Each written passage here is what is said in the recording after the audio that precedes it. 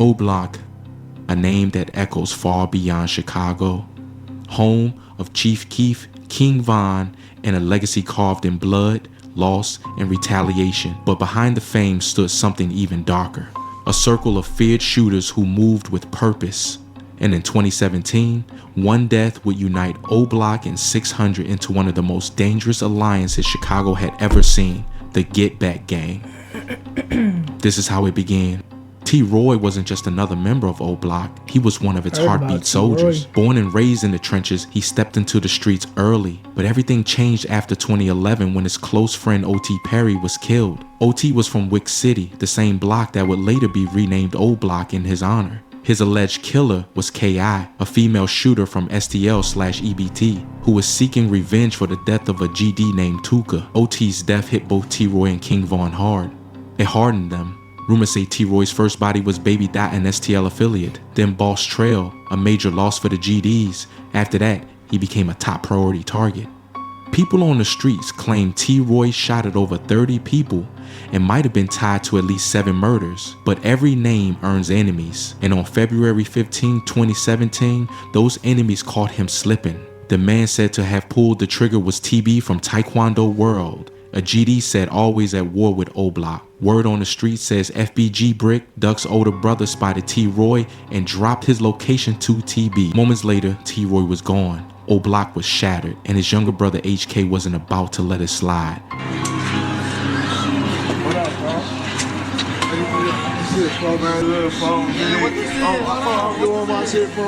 What's up with the games, bro? We ain't got light in the I'm doing my own block shit, whole thing, folks. Don't worry about it. I'm off the motherfucking gyro, folks, walking through that bitch, folks. All day, folks. Niggas ain't out here, folks. I'm out through this bitch, folks. On every day, folks. Get a motherfucker, let a motherfucker know, man, this shit real, man. On that, niggas be talking about they out here, they ain't out there, man. Not at all, man. Straight up, man, we still moseying through this bitch, man, on BD. Folks, man, I'm out here, this shit crazy as fuck to watch. This shit is like 10, 13 years ago.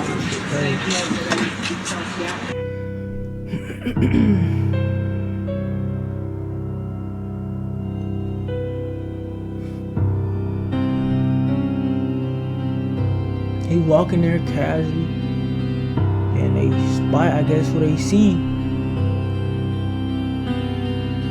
They shot him right there. Damn, y'all see he on the ground. Damn. That day, Get Back Gang was born. King Von was locked up when T-Roy died, but everyone in Chicago felt the energy shift. Buka from 600 tweeted, "Y'all don't know the half of what's finna happen." The city braced itself. Before GBG even moved, the BD suffered another blow. Bobo from THF6 was killed just hours after bonding out on a murder charge. His killers were Driller and Montana from 51 Young Money. At that point, GBG made their choice. No warnings, no negotiations. Every op was a target. Their first alleged hit was Lil Ho from Draw City. Leash, E-Dog, Duke, and HK were cruising through Draw territory when they spotted him. They didn't hesitate. After that, E-Dog tweeted, "Summer 2K17, a whole lot of Get Back Gang shit. It's gonna be a cold ass summer." And he wasn't lying. A week later, Mikado and Cat Fuck 12 from it's 600 Makito, killed I'm Jay. not even from Chicago, wait. I just know it's Makito. And he wasn't lying. A week later, Mikado and Cat Fuck 12 from 600 killed J Mo from MLB. Then HK and Duke allegedly caught Poppy from Taekwondo World. HK supposedly hopped out and put a bullet in his head, earning the nickname Headshot King. Not long after, O Block and 600 slid through STL EBT territory that they found FBG Brick and Kobe Mack walking. Kobe walked up to the car, shots rang out. Brick ran, but Trey 5 and HK chased him down and killed him. On social media, GBG mocked him. E-Dog tweeted again, "It's gonna be a cold ass summer." But the real revenge, the one HK wanted most, came months later. On September 26, 2017, HK, Gleesh, and Mikado allegedly caught TBD, the man who killed Roy. TB and another man named Saad were both shot in the head. Saad survived, TB didn't. HK finally avenged his brother, but the war didn't stop. 2 days later, E-Dog, Mikado, and Gleesh killed Freddie O from Draw City, and by then, GBG felt unstoppable. STLF, EBT, Draw City, Taekwondo World, none of them were getting real retaliation off. O Block and 600 were too deep. That changed when 3 Fear Ops teamed up. Wooski, STL, EBT, Lil Toe, Taekwondo World, Skinny. All 3 had lost homies to GBG. They wanted payback. One day, they rolled down to O Block and saw HK outside the gate. HK tried to run inside, but he got hit. The trio allegedly finished him. Skinny later posted, all HK wanted was TB Roy. Now he with him. HK, the heart of GBG, was gone. After that, the city exploded again. Duke, Muwop, and E-Dog allegedly hunted down Can't Get Right, the man believed to have killed Big A and Chino from O Block. They caught him outside a store. He tried to run but got shot in the back. An innocent bystander also died. A day before the hit, E-Dog tweeted, it's gonna be a cold ass summer. Next, GBG targeted Dusky from Mob. DQ and Catfuck 12 allegedly spotted him in traffic and killed him instantly. Mob retaliated. Why this nigga name that again? Like all names 12 Catfuck. Allegedly spotted him in traffic and killed him instantly. Mob retaliated the next day, killing Waldo from 600. But GBG wasn't done. Their boldest move came next. They planned to kill Wooski at Dusky's funeral. They even FaceTimed him before the funeral. E-Dog and Vaughn telling him, we'll surprise you. On the day of the funeral, O-Block members pulled up and opened fire into the crowd. Wooski shot back but got hit in the head by DQ.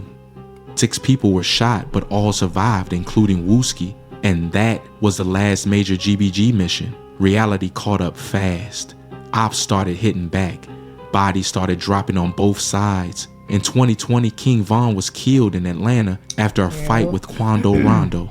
Months earlier, FBG Duck was murdered in Chicago's Gold Coast. Later, it's like when they lost their breadwinner, it's like everything just went down. Like everything just went down. That shit. That's why you gotta protect the breadwinner at all times, bro. You gotta keep him safe, protect the brand type shit. Don't even let your man go fight nobody's hands. Don't let nobody go do nothing. You need to be making sure your man's safe as hell. He the one that's providing shit.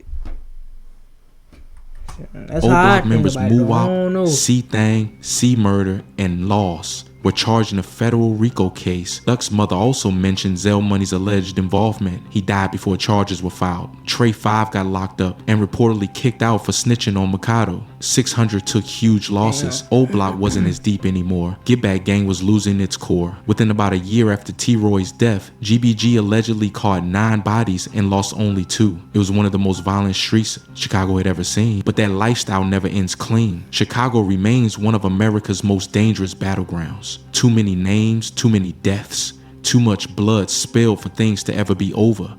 Out here, every death demands revenge, and revenge only fuels the next one. The get back never really stops. It just waits for the next name. We talked about T-Roy a little bit. You know, he's a really loved guy from O Block that a lot of people, you know, speak very. Just to let you know, I know, nigga, the cycle gonna keep going, so it's gonna keep going on and you know, on and on and on. Were you around like when stop. he passed away or when he was killed? Like, you know, what was that time like? Nah, I wasn't around. I was in college during that time, so I wasn't around. Obviously, I heard it, you know, but I can imagine being exactly like the times that was before him. It's like, cause everybody beloved